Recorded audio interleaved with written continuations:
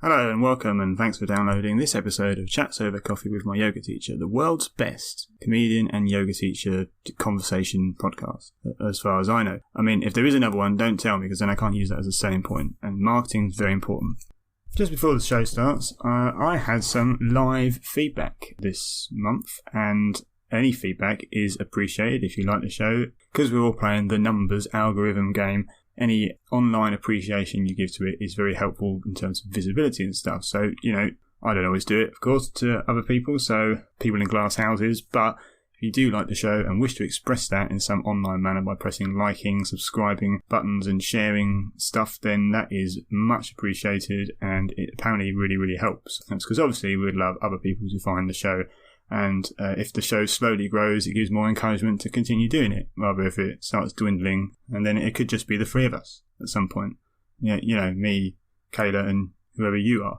But I had some live feedback, because I was doing a gig, and maybe it was last month, and someone came up to me and said that they really like the show, and particularly enjoy it when it gets argumentative. And I thought, well, I'm a bit facetious sometimes, but I thought generally it's quite a jovial, sort of light-hearted, cordial conversation, isn't it, most of the time? I didn't really ever think of it as being adversarial.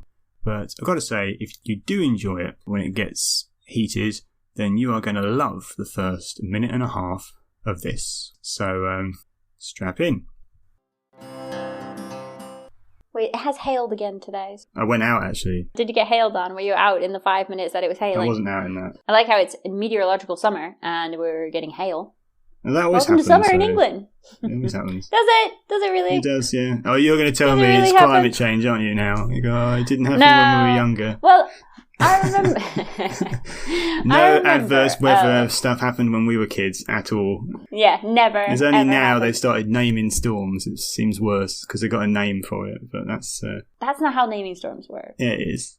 They didn't used to do they it. name... Yeah, No. but they didn't used to do it. That's wrong. No, the storms weren't bad enough to need a name. No, they never named any of When them. the storm gets over a certain dangerous level, then they name them. Yeah, but so every storm that's named is worse than every storm that wasn't named. What, so every storm before 2006 was not bad enough to warrant a name then, was it? You would have about 3 or 4 a year max. They never named them that before were then. named. We started doing Yes, it. they did. No, they didn't. No. We started doing it because you lot over the pond have been naming hurricanes forever, and we just wanted.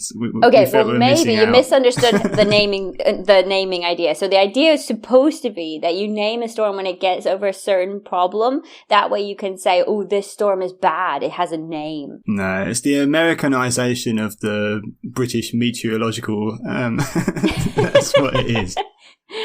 When I was a kid, they didn't do it. In 1987, there was a big storm in the UK, and people called it the hurricane, even though it wasn't a hurricane. Right? Okay. And that was like the most destructive storm for years, and they didn't name that. They only recently started naming them. But now I think everyone, it makes everyone panic more. Maybe it's a bit of a necessity, but to take it more seriously. But it also becomes I get my 93-year-old nan ringing me up and saying, "Oh, something called Edna's turning up tomorrow." And you're like, it's just a bit of wind, nan. Just don't go out. Yeah, just don't go outside. It'll be fine. It becomes more of a thing in someone's head, so it makes it more. But I think that's the point of naming, isn't it? Is to make it a thing so that you take it seriously. Yeah, but we used to be hard in the old days. We used to just stiff upper lip, just get on with it. Go, slates falling off roofs, just. Someone got squashed by a tree. Yeah, I just used to brush that off, Who needs the left arm anyway? Yeah. Anyway.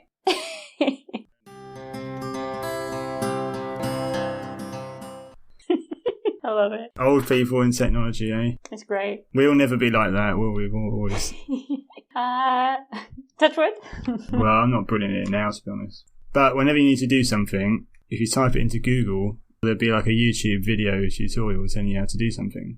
You don't need to ask kids. You just ask... the internet. Yeah. I was going to say about that. I don't mind the odd YouTube video, especially if it's quite complicated or, But then other times it's no, I just want to read it. I just want to read the steps And if it's a video, I can't do that. I have to just watch the video for, 6 minutes or whatever. And I find that really annoying. Why can't I just read it? Nobody does blogs anymore. The problem with them is that the person usually spends the first 3 minutes doing a load of superfluous stuff up top. Before I show you this, let me just make sure we've got the foundations. It's like, oh.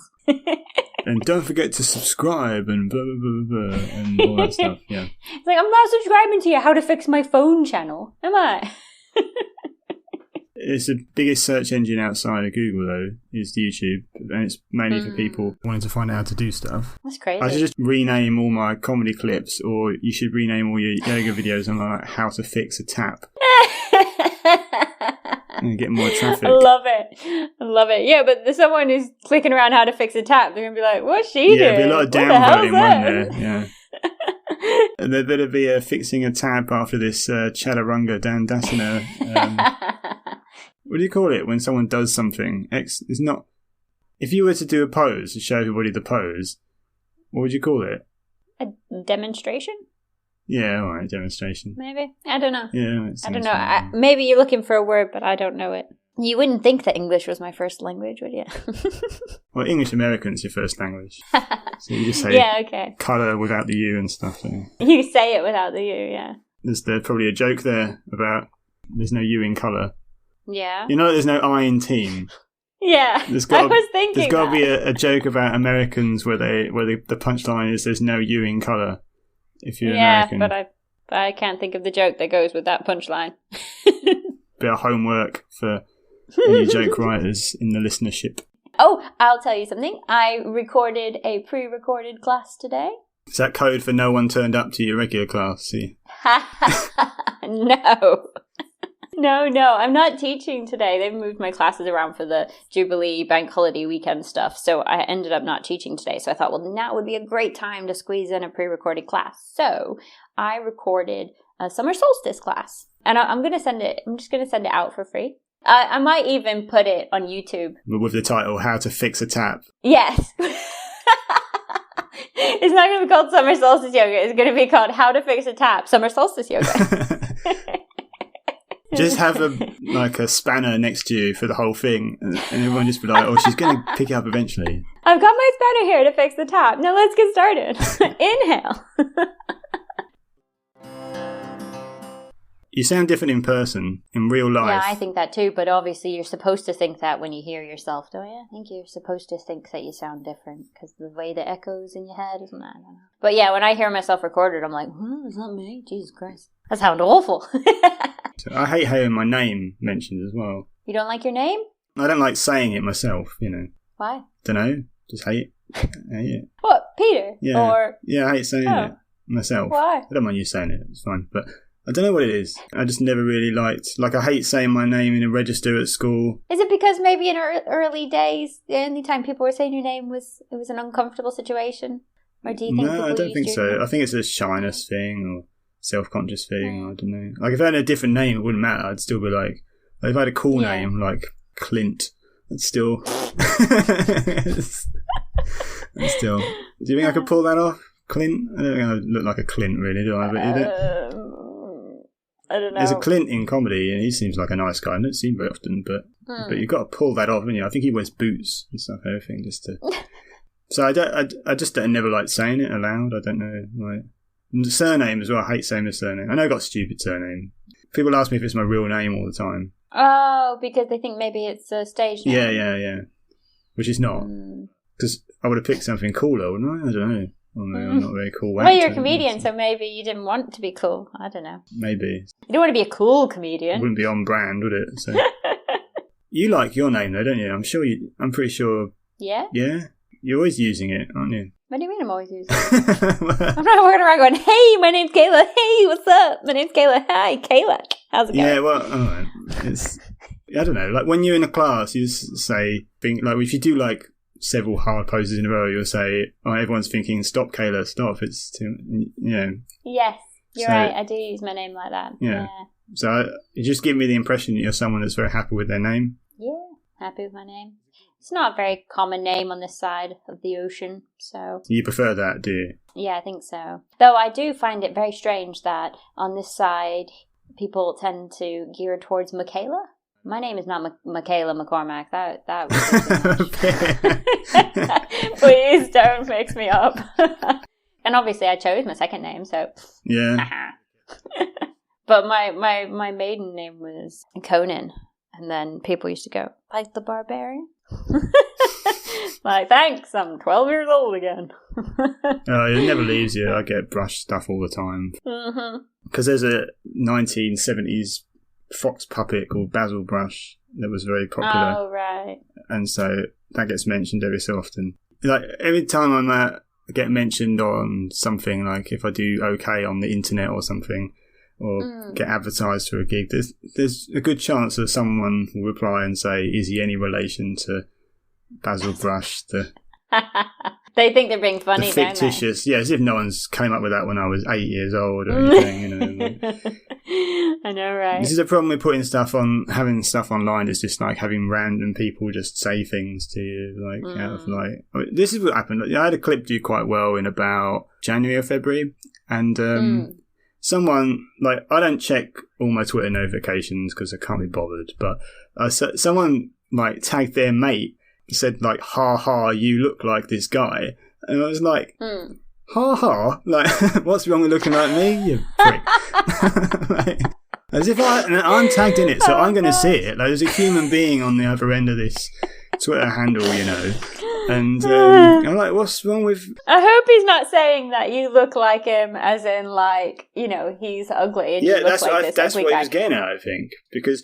that guy replied and said, like, behave yourself or something. And it's like, that could hurt my feelings if I was more insecure about stuff, which I'm not. But, I mean, you know, I do ugly myself up for the stage a bit, so... You ugly yourself up? What do? Do you wear really baggy clothes? Or fluff your hair up like this? I just have my shirt that doesn't seem to always fit properly and stuff, and, like, obviously I wear glasses anyway, but I just, look a bit...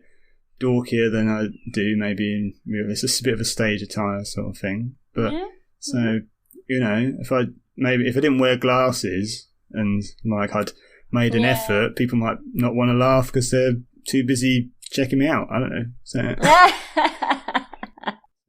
do you want to tell me what the Koshas are? The Koshas or Koshas. I forgot what it was called, so I knew it wasn't koftas because obviously they're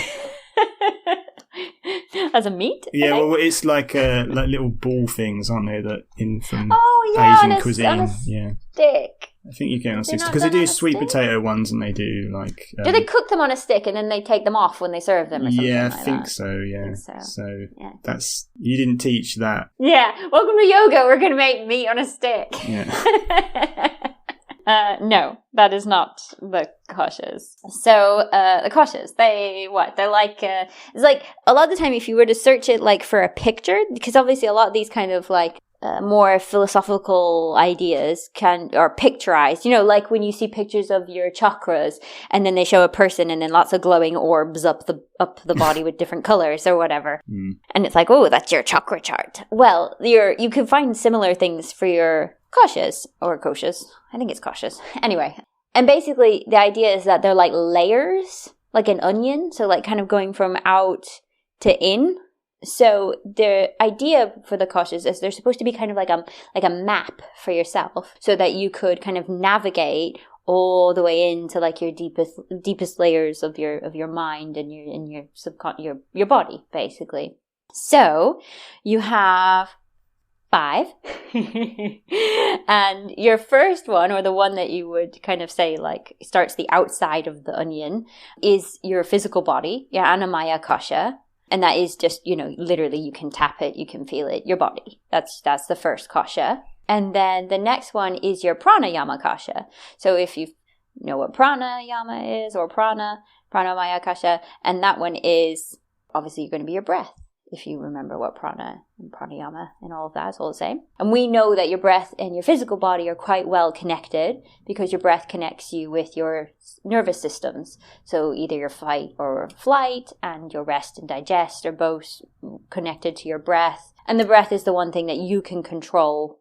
Like, you can't control if your heart beats, but you can slow your breath down, and that potentially could change the beat of your heart. So there's potential to control how you feel with the breath. So that's kind of like the next layer in. And then it gets a little bit different after that. So Manomaya Kosha is your mental body. So I would say that is definitely that point that most people have got to if they've done a little bit of this kind of work, where you sit down and you can think and observe your thinking.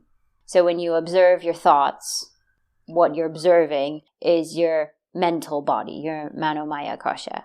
So turning your attention inwards, becoming aware of your thoughts and that mental activity, and maybe just busyness, and maybe just watch the flow, what's coming, what's going, not trying to control it or change it. And then there's the Vinyamaya Kosha. Yeah, Vinyamaya Kosha. I always really struggle with that one. And that one is called the wisdom body. And I would say that that is a really good word for it, because it really is like the wisdom of something. So potentially you kind of go from your physical body, your breath, your mind, and then you get to the point where you're like, is what I'm doing smart? Do I need to be staying here? Is this healthy for me?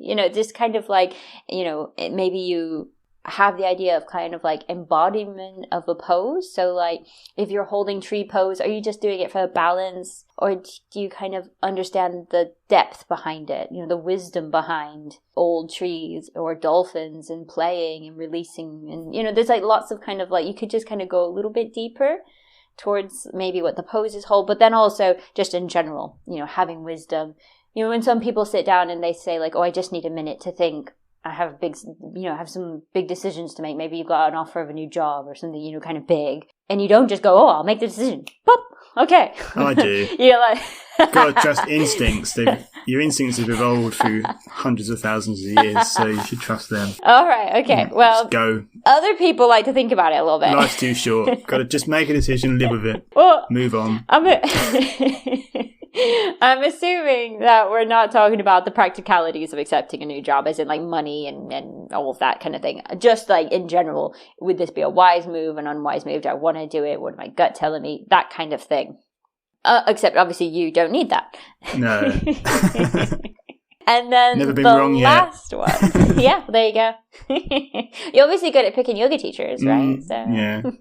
I haven't shopped around much, though, to be fair. Don't tell people that. And then the last kosha is the Anomaya Kosha, which is considered the bliss body. And I've written here a feeling of wholeness, of completeness, of arriving at your destination. So it's not necessarily your typical kind of idea of like nirvana or a state of like higher feeling or something like that, maybe even being a bit trippy or whatever. It is more like just a state of being settled or content. Because a lot of the time as humans, we're always wanting to do something or get somewhere or be somewhere. So it's just about finding that kind of sense of like, we're here now. We can relax. Do you ever get there? Yeah, I think I get there probably every day, I would have hoped. Even if it's just for a moment, when I'm pouring water in my coffee or something, it's like... it's not like a final... the smell of this coffee. You make it sound like a final destination, though. Yeah. It is, but then you do this every time you want to. Like, it's not a constant... So none of these would be constant states. Yeah, you don't stay in that point. You would just kind of navigate there, and then potentially maybe you would feel that connection to that kind of blissful, contented state very shortly without even using the map of the koshas to get there. Like I was saying about enjoying the smell of some fresh coffee or something, and it just being like, oh, and you feel like the tension in your neck release or something, like, oh, it's fine.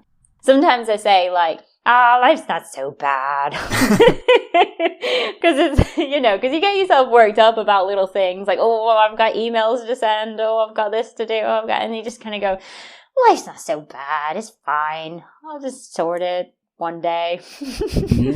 I don't have half a house, but it's fine. It's just, Does this originate with a specific teacher or a subsect of Buddhism, or is this something you studied in the teacher training and stuff, or did you? I did indeed. Right. So I have written here, the koshas were created by yogic sages some 3,000 years ago, written about in the Upanishads.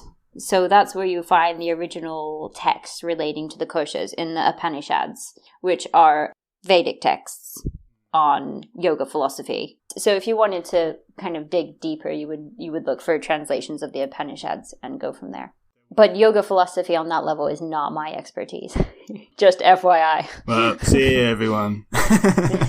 Sorry. But, it is someone else's. So if you're really, really interested, there will be people out there that have studied it a lot, that have actually, gone through the Upanishads and read it and really, tried to put it in a way, just like people do with the Bible, trying to put it in a way that we could apply it to modern life. So if someone is really interested, it does exist. It's just not necessarily my full area of expertise. Because is it not much of a muchness? I'm not trying to devalue the philosophy or anything like that, but sounds like one person's way of putting something that I bet someone else in yoga philosophy has come up with a similar. Yeah, when we studied all of this, I found it I felt like, as a third party, kind of studying tiny little bits of everything, very high level, repetitive almost. Like what, in a way, it's almost like I want to say, what's the difference between your koshas and your chakras? I mean, obviously there are differences in the philosophy and in how you would apply them and what they mean. But then in another way, it's kind of like, how do they work together? Does it matter? And a part of me thinks that it's a bit like when you go into a complicated class, maybe in A-levels or something, and the teacher explains a topic 3 times in 3 different ways, and it's just to make sure everybody understands it. I kind of feel like these are just like different methods to try and help you on your journey to be whatever it is you're being more content or more peaceful or more whatever, So it's just about considering each layer yourself, or is there, or is one feed into the other, or if it's always a natural progression that happens? I and would then say you just sort of... it'd be a progression, but how you'd want to kind of go about it is your choice. So like you could sit down and actually have like a kosha meditation, where you would go through focusing on your body, then focusing on your breath, then focusing on your mind, then, maybe noticing how you feel. Do you want to still be sitting here? Is there something weighing on you that you need to let go of? Kind of touching into a more wisdom body side, and then maybe just kind of trying to embody the idea of feeling content and happy to not do anything. So like that would be a very simplistic maybe way of going through the koshas just in a meditation. And then obviously when I planned a kosha class, I went through the koshas in a physical way, which is a little bit different. But potentially I would say you would start and go through them if you want to do. You couldn't hop around maybe. I think the idea is that one leads into the next, Yeah, okay. Yeah. As you peel layers off yourself or something. Yeah, layers off the onion of self. Do you cry after every layer gets, is that like a release of... You can do, if you want. Unless unless you're sitting next to a fan, in which case... Oh dear, I just had this image of Joey from Friends wearing all of Chandler's clothes. This image of him peeling off all these layers of clothes. Anyway. So the fact that you've chosen to talk about this, have you found this personally beneficial, or like this specific way of teaching it, or not? I think this specific one, and you'll find this quite often in more Eastern kind of philosophies. Like Buddhism is kind of known for being one of the only religions that doesn't 100%, it does not ever clash with any scientific theories or proofs that we have. So it's like, ooh, that's kind of nice. A part of me kind of feels the same about this. So like we know that the breath and the body are connected. We know we can observe our thoughts. So who's the observer? They're asking those kind of like, if I'm not my thoughts, then who am I? Like trying to make those gaps in things. And we know they exist because they're there. Science shows them, we can feel them, etc. So I kind of feel like this is a really practical, realistic, almost want to say scientific method to try and get to a harmonious state in your body and your mind and your emotions, kind of bringing about that balance. But that's my opinion because I'm obviously that way inclined.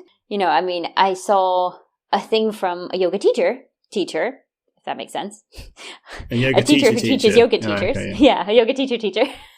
And she recently put like, you know, you are unique to yourself. If you love, you know, oracle cards and crystals and that kind of thing, then you'll have that in your class and you should tell people that you're doing that, and then you'll attract people who like that. And I think she gave some more examples, but my first thought was like, oh yeah, that's never happening in my class. Yeah. Or if it does, it would be like, I don't know, a Halloween treat or something a bit quirky. You know, I wouldn't tend to do that kind of thing in my class because that clashes with me a little bit, but not because like I disagree with it or I have like really strong opinions about it or anything like that. It's just when I tried to do it, say if I were going to help someone or talk to someone, I would feel false. So I kind of feel like that. Like I like this because it resonates with me, but that doesn't that doesn't mean that everyone's going to like that. You know, some people might love the idea of, you know, because the other thing as well is we've talked about this so much, but there's language problems. Trying to express abstract feelings and emotions and things in language is really difficult. Some people love the idea of being untangible. So like the idea of chakras and the idea of like, oh, well, if I balance my root chakra, I'll feel safer and I'll feel more healed and stuff like this. And other people just think, no, I have actually been through a trauma that's been physical. I need real medical assistance, you know, something that's proven in science to help me. It just depends on what kind of person you are, where you're coming from, you know, in a sense, what resonates with you, what you really believe in. If you don't believe it, it's not going to work, for one. You can't sit there. And if you sat in a yoga class and the whole time you're going, ugh, what is this nonsense? You know, it's not, you're just going to make yourself more annoyed, aren't you? So. Obviously, I must think the same way because I've allowed you to teach me for a couple of years. So. But then you still meditate. So this is why I think, well, like, yeah, but that's, you know, some people think it's wishy-washy, but it's not. Yeah. People don't know what meditation is anyway, do they? Well, that's what I'm saying. Tell them. I don't mean to be like judgment, but you know, like a friend of mine's doing a mindfulness course at the moment at work, and he was saying, oh, when he comes back from it, like people in the office are like, oh, you must be really relaxed now and stuff, and like chilled out. And it's just like, well, that's not really why you're learning.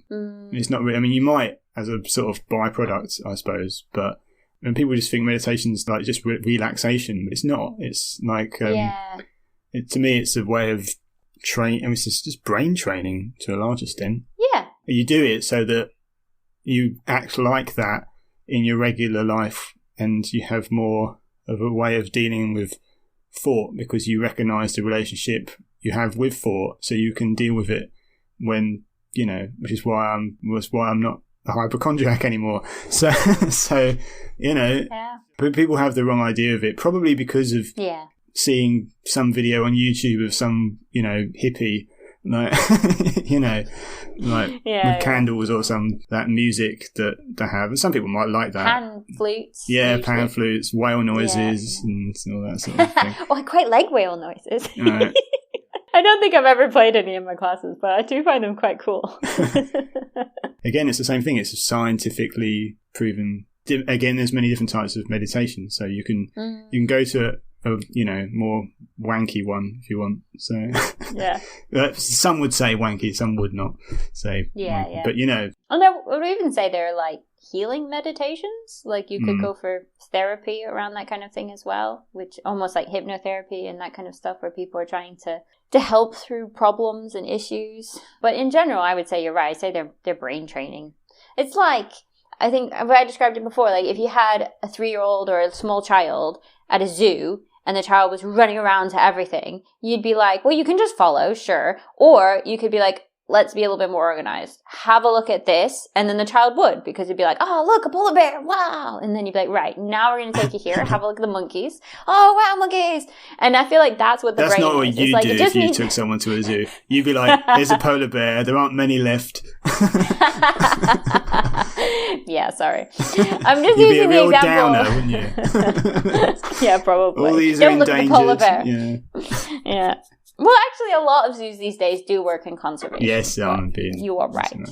I used to find zoos really depressing whenever I went to them. Firstly, because the animals hide a lot of the time anyway, and I know that, you know, maybe if they weren't there, they wouldn't be alive at all, some of them. But the only time I was really upset when I went to something like that was I was really quite young, and I obviously didn't understand zoos and stuff, and they had a manatee in a tank. And I just remember this manatee was the size of its own tank. It wouldn't even have been able to turn around. And I just said, like, where's its bigger tank? Why have they put it here? And I can't remember the answer. And I in my head, I've decided that perhaps it was a showing or something. Like they were talking about it, or they were trying to do some work on it or something. But I was very, very young. And as a child, I just remember thinking, that tank is so tiny for that giant manatee. Like when you have a pot plant and it needs to... Yeah. You need to repot it. It needs repotting into a bigger tank. That's like, I remember that's one of the first times that I felt genuinely like disturbed by seeing this animal and this giant animal in this teeny tiny tank. But in my head, I've decided that's now how they live in London, you know. People just like... People just live in tanks. Like that, Oh, I'm so sorry, Londoners. That tank would have been like £2 million in London if it was in a good location. I feel like we've gone off on a tangent. Sorry. I don't know what I used to have a now. joke in my first or second Edinburgh show, and it doesn't work on the weekends, about how when I was a kid I used to think that the zoo was a prison for animals. So then the joke is that I like safari parks because I thought that they were like for just animals that have committed like tax evasion and fraud and stuff. Open prisons and stuff. Yeah. So I worked at like 2:00 in the afternoon during the Edinburgh Festival a bit, but then when you get to the weekend clubs, people just like, what are you on about? Oh, I had something I wanted to say. That sounds so ominous there. No, it's just a story. It's just a story of a story. Disbanding the podcast now, right? No, it's a story of a story. And I am going to ask the person who told me the story if I could actually... I've ended up recording it by accident because I never stopped the recording at the beginning of the class. So I never expected her to talk so much, but she told a story. But basically, the story is she was cleaning out the little cupboard under her stairs. And she ended up crawling in under the stairs, which obviously as a grown person, it's very small. It's not Harry Potter, it's a big cupboard. Not that big, they're tiny. And there's something that I think it was some sort of like broom or something was outside. It fell and closed the door. And she got trapped under the stairs. And she said she doesn't do well with like claustrophobic kind of things anyway. And she said, but you know what, Kayla? The first thing that came to my mind was that you say at the end of class that these feelings are inside of you, these feelings of calm and peace, and you can come back to them anytime you need them. And she said, I was stuck under the stairs going, I am calm and peaceful, or whatever she wants to say. And she said it really helped. And she calmed herself down. And then she managed to get the door open by like pushing it and getting her hand out and but she said like her partner was out and she knew he wasn't going to come back for over an hour, so her first thought was, oh my god, I'm trapped in this cupboard for an hour until he gets home and gets me out. But then she was like, oh, I'll just calm down. So I just thought that was really interesting, really nice. Normal person, normal life, normal situations, applying a bit of yoga. And she laughs about it now, even though obviously at the time she was not laughing. No, because she was so peaceful at the time. Oh, yeah, of course. Yeah, that's it.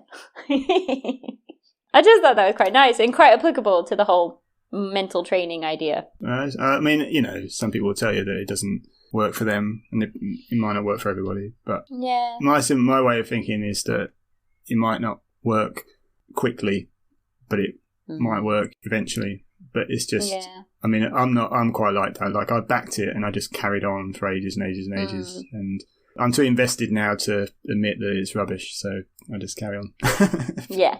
So it's that, or it actually is doing something. Well, I do think like everything to do with the body is really slow.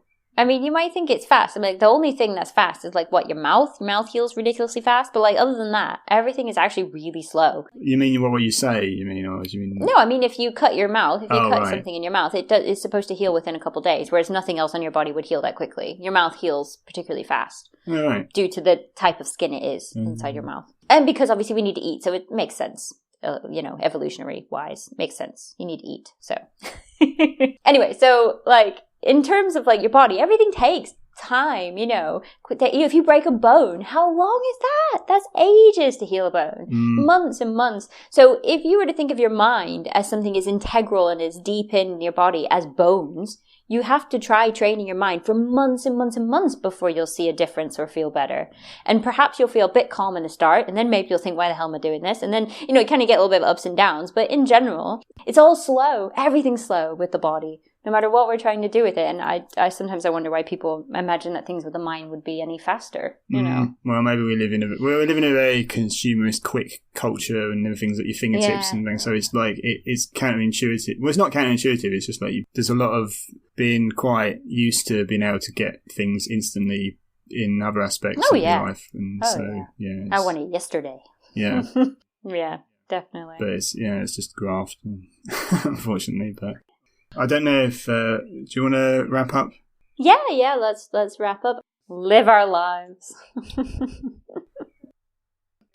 Thanks so much for listening, and remember, if you're ever having an argument about storms with a friend, then you can always bring feelings of calm and peace that exist inside you to the fore, and calm your own storm in your mind without necessarily naming it or something. Big clarification on there. Storms we checked weren't named in the UK until roughly the last 10 years or so, and they have been naming hurricanes in the US since about the 50s, so I don't think there's some sort of cultural cross, but anyway, I sort of thought it was funny, because I sort of pretend that that's when this country went downhill, when we started naming storms. I think I just hate the fact that everyone just makes jokes about the names on Twitter. Anyway, enough of that. We'll see you in 2 weeks when we're talking about digestion. Don't forget to follow us on social media and press all the liking buttons.